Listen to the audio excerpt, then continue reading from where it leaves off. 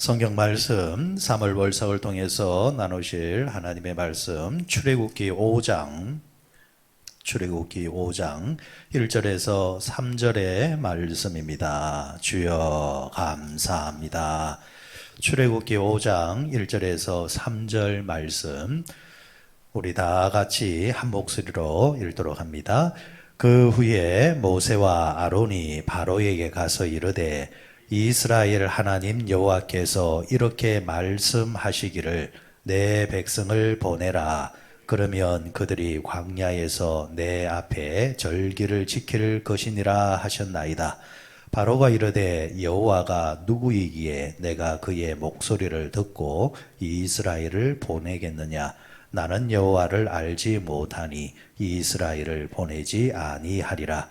그들이 이르되 히브리인의 하나님이 우리에게 나타나셨는즉 우리가 광야로 사흘 길쯤 가서 우리 하나님 여호와께 제사를 드리려 하오니 가도록 허락하소서. 여호와께서 전염병이나 칼로 우리를 치실까 두려워하나이다. 아멘. 오늘 월삭 새벽은 103주년이 되네요. 3.1절 103주년 되어지는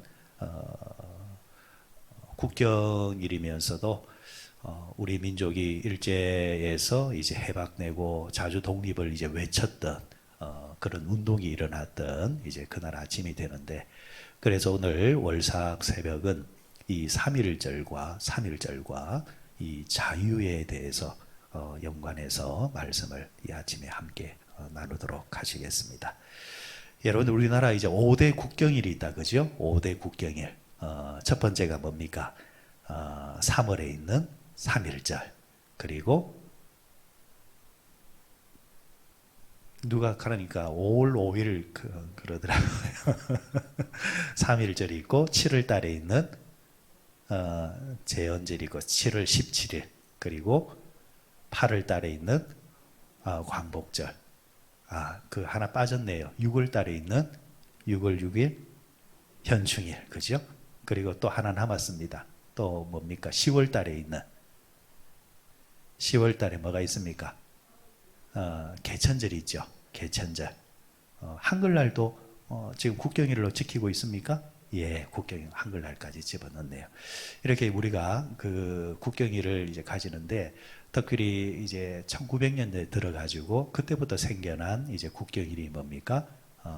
광복절이고, 그리고 3.1절이고, 이런 이제 우리가 그 국경일을 가지고 있는데, 특별히 이 3.1절, 저는 개인적으로 생각할 때는 이 8.15 광복절은 어느 날 뚝 떨어진 겁니다. 전혀 생각하지 못한 겁니다. 우리 민족이. 그리고 우리 민족이 8.15 광복절에 그날에 크게 기여한 것이 뭐가 있을까 생각해 보면은 크게 없는 것 같아요. 세계 이제 정세가 하루아침에, 그죠? 한쪽으로 딱 이제 치우치게 되고 무너지게 되어지니까 자동적으로 우리가 8.15 광복절을 맞이했다, 이렇게 볼 수 있고, 정말 하나님께서 우리에게 주신, 우리가 한 것이라고는 아무것도 없지만은 하나님께서 우리 민족에게 자유를 주시고 광복을 주신 정말 선물 받은 날이라 할 수 있는데, 그에 반해서 이 3.1절 같은 경우는 정말 우리가 미약한 힘을 가졌지만은, 미약한 힘이었지만은 그래도 우리 스스로 자유를 얻기 위해서 외쳤던 날이고, 목숨을 걸었던 날이고, 모든 국민들이 함께 노력했던 날이 3.1절이라 생각해 볼 때에, 이 3.1절을 위해서 우리의 그 옛날 선열들이 희생하고 수고해주고 피를 흘려준 대가에 대해서 우리가 감사를 잊지 말아야 되고, 그런 이제 선열들의 피를 통해서 우리에게 주은 이 귀한 날이기 때문에 우리는 잊어서도 안 될 뿐더러 그로 통해서 주어진 이 자유에 대해서 소중하게 생각할 줄 알고 또 지킬 줄을 지켜내려고 노력하는 그런 모습이 있어야 된다 생각할 때에, 이 3.1절의 이제 진정한 정신은 다른 무엇보다도 자유에 있다, 이렇게 생각해 볼 수 있습니다. 세계 1차 대전이 이제 끝날 쯤 되었을 때에 미국의 윌슨이라는 이제 대통령이 모든 나라는 스스로 선택할 수 있는 그런 권리를 가져야 된다. 스스로 선택해야 된다. 그러니까 민족 자결주의라는 이제 그런 운동이 일어나게 되어지자 우리나라 같은 경우는 당시 일제 이제 지배 아래 있단 말입니다. 그러니까 우리나라의 이 자유를 위해 독립을 위해서 이제 그 활동을 했던 이제 대표자들이 함께 모여서 민족 자결주의 운동을 우리나라도 일으키자. 이때 흐름을 타야 된다 하면서 지도자 33명을 이제 선출을 하게 되죠. 뽑게 되는데 각계 이제 종교 지도자들이 거의 다 대표자가 됩니다. 우리 이제 기독교의 자부심은 그때의 33인 가운데서 16명이 기독교 교계 지도자였습니다. 목사님들이었고 장로님들이었습니다. 천도교에서 15명, 천도교에서 15명, 그리고 불교에서 2명. 종교로 따지면은 당시 민족의 지도자 33인 가운데서는 기독교가 가장 많았고 개신교가 가장 많았고 이에 반해서 천주교는 한 명도 참여를 하지를 않았습니다. 어떻게 보면은 기독교가 주관했던 그리고 선도했던 운동이 3.1 운동이라 이렇게 할 수 있습니다. 이렇게 33인이 모여서 민족 대표자들이 이제 운동을 이제 준비할 때에 가만히 연구를 해보면은 3.1절 같은 경우도 기독교 정신이 고스란히 배어 있는 것을 보게 됩니다. 원래 3.1절 그러니까 이 운동이 일어나려고 했을 때 계획을 잡았던 날이 언제냐니까 3월 1일이 아니라 3월 3일이었습니다. 3월 3일. 본래는 3월 3일 날 만세운동을 하려고 했다라는 거죠. 그런데 3월 3일이 언제냐니까 이 고종의 장례식입니다. 장례식이 암살을 이제 당하게 되어지고 여기에 이제 그 흥분하고 이래서는 안 된다라는 그런 또 이 3.1 운동의 또 계기가 된 이제 사건이라 할 수 있겠죠. 그런데 문제는 이 고종의 장례식 날이 언제냐니까 3월 3일이었습니다. 아직까지는 그 당시가 봉건주의 사회입니다. 그래도 왕이 장례를 하는 날에 우리가 뭐 다른 일을 할 수 있겠나 하면서 애초에는 그날을 잡았던 이유가 고종의 장례식이니까 각지에서 서울로 많은 사람들이 올라올 것이다. 그렇게 예상을 하고 초점을 맞췄지만 그래도 대표자들 가운데서 왕의 장례식 날 우리가 다른 것을 할 수 있겠는가. 그래서 다른 날을 만들자 해서 하루를 미루었습니다. 하루를 땡깁니다. 그때가 언제냐니까 3월 2일입니다. 그런데 문제는 또 3월 2일이 또 언제냐 하니까 주일입니다. 주일이 3월 2일이 되다 보니까 누가 반대를 하겠습니까? 33인 가운데서 과반이 넘는 기독교 지도자들이 주일날 그럴 수는 없다. 주일날은 어떤 일이 있어도 뭘 해야 되는 날이냐니까 예배를 드려야 되는 날이다. 주일 예배를 드려야 되니까 이 날은 할 수 없다. 그러면 어떡하지요? 하루 더 땡기자 해서 며칠이 됐다고요? 3월 1일이 된 겁니다. 그 당시 여러분 기독교인들이 우리나라 인구가 약 한 1600만 명 정도 되어지는 이제 그때인데 그 당시 우리 기독교 인구가 약 한 1.2% 정도 됩니다. 1.2%. 참 적은 수잖아요. 그죠? 참 적은 수지만은 그러나 민족의 해방운동의 대부분이 기독교인이었단 말이죠. 그리고 만세운동이 일어나면은 적극적으로 지지를 하고 적극적으로 나서서 태극기를 들 사람들이 누구였느냐 하니까 교인들이었단 말이죠. 그러니까 그 당시 그 지도자들이 의결을 할 때도 기독교에서 주일날 할 수 없다고 한다면은 할 수 없는 거였습니다. 그래서 3월 1일이 되어진 겁니다. 이만큼 3월 1일 날 만세운동이 일어났다라는 것은 민족을 사랑했던 기독교인들의 운동이었고 그리고 기독교인은 나라를 사랑하고 나라를 위해서라면은 목숨을 걸고 태극기를 들 만큼 애국심이 많았다라는 겁니다. 그렇습니다, 여러분. 기독교인들은 종교 분리의 원칙에 따라서 종교, 정치에 대해서 크게 관여를 하지는 않습니다. 하지만 문제가 발생을 하고 위기가 왔을 때에 이 나라의 선조의 기독교인들은 나라를 위해서 목숨을 걸었고 태극기를 들었습니다.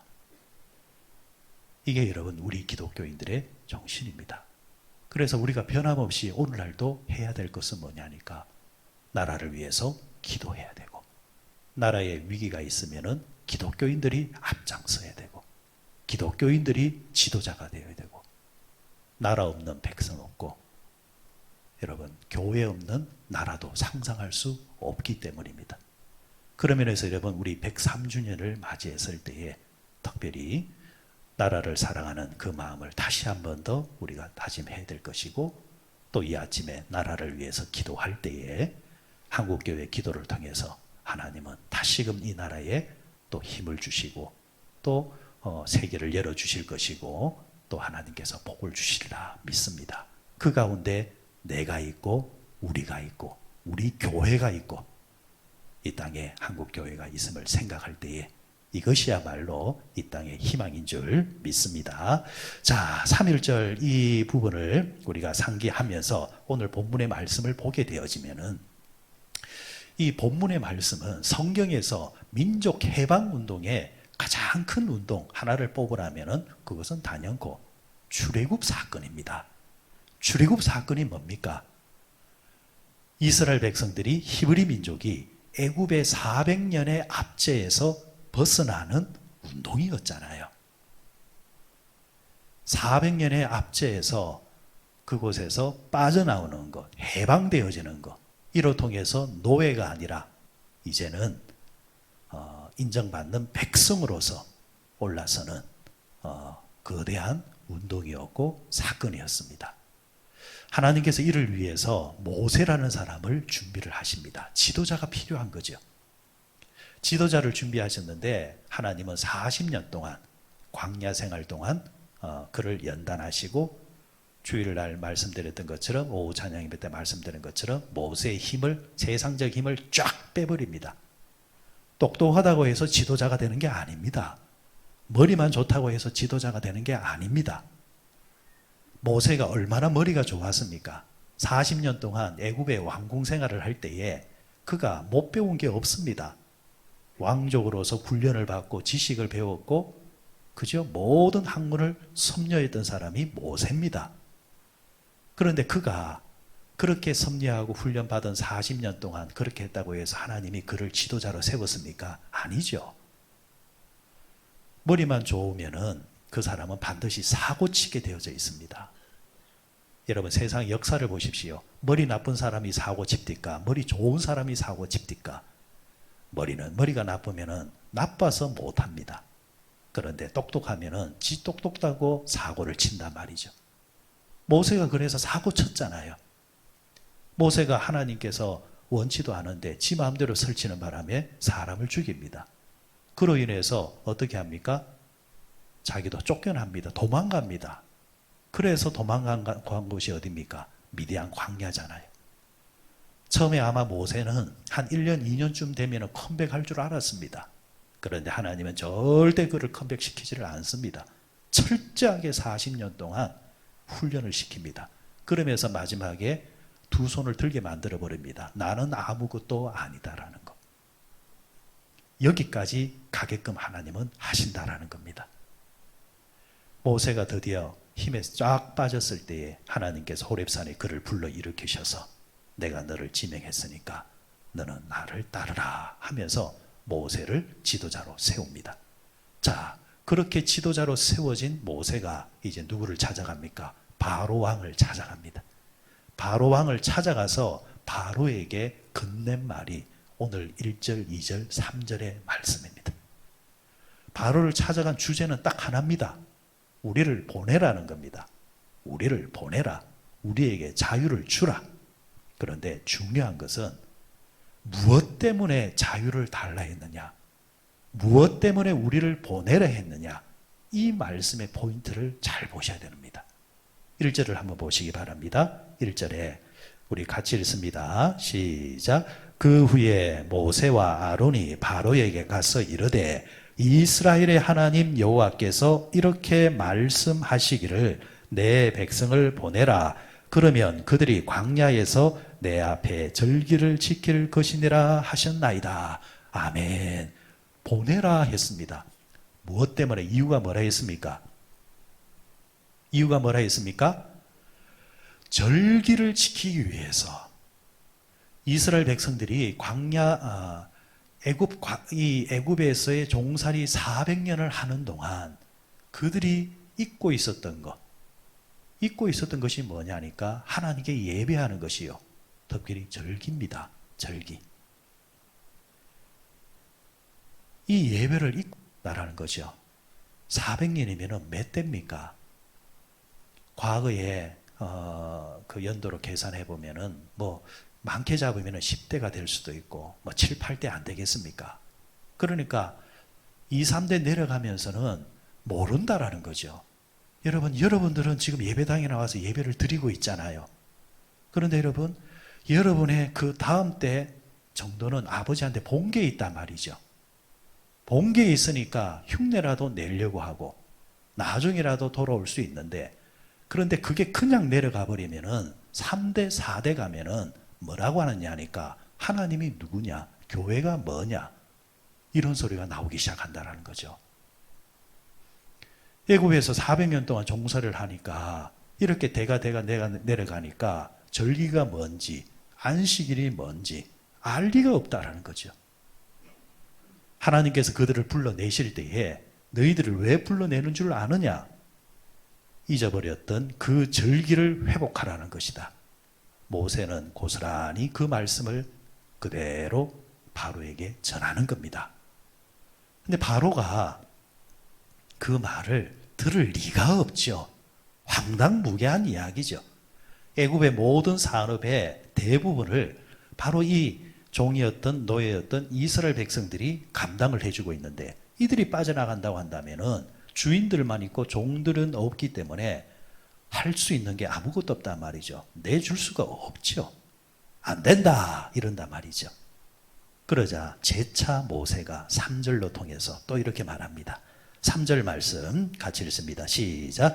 그들이 이르되 히브리인의 하나님이 우리에게 나타나셨은즉 우리가 광야로 사흘 길쯤 가서 우리 하나님 여호와께 제사를 드리려 하오니 가도록 허락하소서. 여호와께서 전염병이나 칼로 우리를 치실까 두려워하나이다. 아멘. 이제는 협박까지 합니다. 안 보내주면은 하나님이 전염병이나 칼로 칠 수 있다. 재차 말하지만은 우리를 보내줘야 된다. 이유는 하나다. 사흘 길쯤 간 그 광야에서 우리는 뭐 하겠다? 하나님께 예배하겠다. 다시 말해서 하나님께서 이스라엘 백성들을 애굽에서 노예에서 종에서 불러낸 이유는 하나입니다. 하나님께서 예배를 받으시기 위해서 나는 너의 하나님이 되겠다라는 겁니다. 하나님은 우리의 하나님이시잖아요. 그러면은 하나님의 백성이 하나님께 돌릴 수 있는 최고와 최선, 가장 먼저가 뭐냐 하면은 예배입니다. 그래서 신앙은 예배가 먼저 서야 합니다.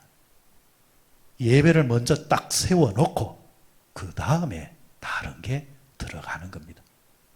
그런데 다른 게 아무리 많아도 앞에 예배가 없고 예배가 무너져 있으면은 그 사람은 하나님을 섬기는 게 아닙니다. 내 백성을 불러내어서 하나님은 예배를 받겠다 하셨단 말입니다. 자, 그러면 이것을 자유라는 주제에 대입을 시키면 이 말은 무슨 말이 되느냐? 하나님이 이스라엘 백성들을 애굽에서 불러내신 이유는 예배를 받기 위함이요, 저들에게 신앙의 자유를 주기 위함입니다.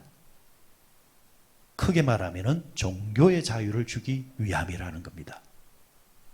사람은 자유가 없으면 행복하지 못하도록 만들어져 있습니다. 여러분 보세요. 하나님이 세상을 창조하실 때에 창조물 가운데서 유일하게 사람에게 뭘 주셨느냐 하면 자유의지를 주셨습니다. 다른 피조물은 묻지도 말고 따지지도 말고 하나님이 딱 세팅해 놓은 대로 본능대로 따르게끔 되어 있습니다. 여러분, 나무를 보십시오. 봄 되면은 알아서 꽃을 피우고 세상에 올라오면 꽃을 피웁니다. 자연 만물을 보십시오. 여름이 되면은 알아서 누가 시키지 아니해도 무성한 가지를 내면서 자연의 이치에 계절에 순종을 하잖아요. 가을이 되면은 명하지 않아도 누가 시키지 않아도 과일을 냅니다. 겨울이 다가오면은 이치에 순종해서 알아서 낙엽이 떨어지고 겨울을 준비합니다. 그리고 이 패턴은 끝까지 돌아갑니다. 항상 돌아갑니다. 대자연 만물이 하나님께서 만들어 놓으신 그 프로그램대로 그대로 돌아갑니다. 그런데 그 가운데 유독 인간만이 하나님께서 자유의지를 불어넣었습니다. 왜 그러셨을까요? 하나님은 인간을 너무 사랑하실 뿐만이 아니라 인간만큼은 강제로 하나님께서 예배를 받으시는 것이 아니라 그 안에 성령이 거주하고 계시니까 거기에 순종해서 자발적으로 하나님께서는 영광을 받기 원하신다는 겁니다. 여러분들 보십시오. 누군가가 여러분에게 찾아와서 그 사람이 여러분들을 사랑하고 좋아한다 할지라도 동전 자판기에 넣으면은 거기에 반응해서 기계적으로 사랑한다, 그걸 받기를 원합니까? 아니면은 그 마음에서 정말 우러난 마음으로 사랑한다, 그 사랑을 받기를 원합니까? 하나님은 인격의 하나님이기 때문에 우리에게 인격을 주시면서 자발적으로 하나님을 사랑하고 예배받게 하기 위해서 인간에게 특별히 자유를 줬단 말이죠. 이게 사람의 정체성이기 때문에 사람은 자유가 뺏기면은 못 살게 되어져 있습니다. 세상에는 여러 자유가 있잖아요. 경제적으로 자유할 때에 사람은 행복합니다.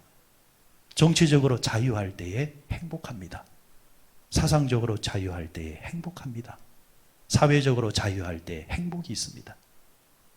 특별히 그 자유 가운데 제일 최상위에 뭐가 있느냐 하면은 종교의 자유가 있습니다. 종교의 자유가 그 나머지 모든 자유를 관장하고 있다는 거죠. 그래서 여러분 보십시오. 세계 역사나 나라들을 보면 독재 국가가 들었을 때는 제일 먼저 빼앗는 게 뭐냐면은 종교의 자유입니다. 종교의 자유만 딱 움켜잡으면은 그 종교에서 사상도 나오고 이념도 나오고 경제도 나오고 사회도 나오고 교육도 나오고 다 나오기 때문에 이걸 먼저 딱 움켜잡아 버립니다. 그러면은 그 나라는 자연스럽게 독재 국가가 되게끔 되어져 있습니다.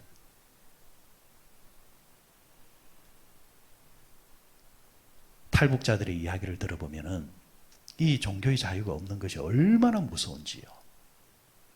아이들이 딱 태어나면은 태어나자마자 그 아이에게 뭘 가르치느냐 하니까 김일성 3부자의 우상화를 가르칩니다. 우리가 들으면은 황당무계한 이야기.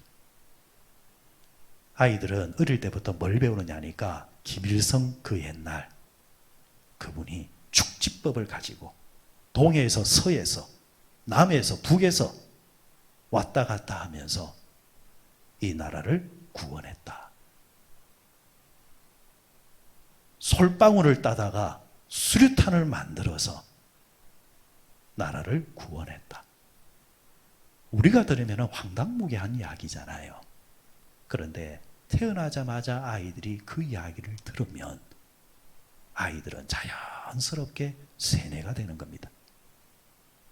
그러니까 북한은 단순히 우리와 이념이 다르다, 사상이 다르다가 아닙니다. 뭐가 다르냐? 종교가 다른 겁니다. 그러니까 북한은 종교단체입니다. 안 무너지는 거예요. 그러니까 종교를 딱 움켜잡는 거예요. 대신에 김일성 3부자의 이외의 다른 종교는 살아남지를 못하도록 씨를 말려버리는 겁니다. 특별히 성경책을 가지고 있다, 집안을 멸족을 시켜버립니다. 이유가 왜일까요? 그대로 놔두면은 그로 통해서 일어날 수 있는 일이 너무나도 위험한 일이 있기 때문에, 알기 때문에 그렇습니다. 알기 때문에. 그에 반해서 여러분, 우리는 이 자유를 가지고 있잖아요. 이게 여러분 우리에게 주어져서 누리고 있어서 우리가 모르지만은 이것이 우리에게 주어질 때까지는 그냥 주어진 게 아니라는 거죠. 우리는 흔히 세상에서 그런 말을 합니다. 세상에 뭐는 없다? 공짜는 없다. 저는 망고의 진리라 생각합니다. 하나님이 우리에게 주신 구원의 선물 이외에는 사람과 사람 사이에는 절대로 공짜가 없습니다. 특별히 자유는 공짜로 주어진 게 아닙니다. 이 3.1 운동을 통하여서 그냥 만세 운동을 통해서 여러분 주어진 게 아니고, 이 3.1 운동을 통해서 수많은 사람들이 희생을 당했습니다. 이 3.1 운동 때문에 몇만 명이 교도소를 가게 되어지고 10,000명 가까이 희생을 당하게 되고, 많은 사람들이 옥고를 치르면서 전국 방방곡곡에서 이 3.1 운동이 이제 퍼지면서 난리가 난 거지요. 그대로 둘 수 없잖아요. 평화운동이었지만은 일제는 총칼을 들이댔단 말이죠. 그래도 굴하지 않고 이 운동이 씨가 되어져서 이 민족이 자유를 얻어야 되겠다라는 그런 운동이 일어나게 되어짐으로 통해서 오늘 우리에게 주어진 겁니다. 그것만 있습니까? 1950년에 6.25가 우리는 잊을 수 없는 거잖아요. 얼마나 많은 사람들이 희생을 했습니까? 그 당시 6.25 때 당시 인구를 보니까 약 한 2천만 명입니다. 그런데 그 가운데 약 한 10%가 전쟁 동란으로 죽습니다. 그래서 지켜낸 게 우리가 살고 있는 이 땅입니다. 공짜로 주어진 게 아니라는 거죠. 만일에 여러분 그때 자유를 얻지 못했다고 한다면 지금 여러분과 저도 북한과 다를 바 없는 삶을 살고 있다라는 거죠. 이 땅에 태어났다라는 그 이유 하나 때문에 저와 여러분 이 자유를 누리고 있다는 겁니다. 감사해야 되는 겁니다. 나아가서 이 자유가 그냥 주어진 것이 아니라는 것을 우리는 우리 후대에게 반드시 이야기해야 되고 가르쳐야 됩니다.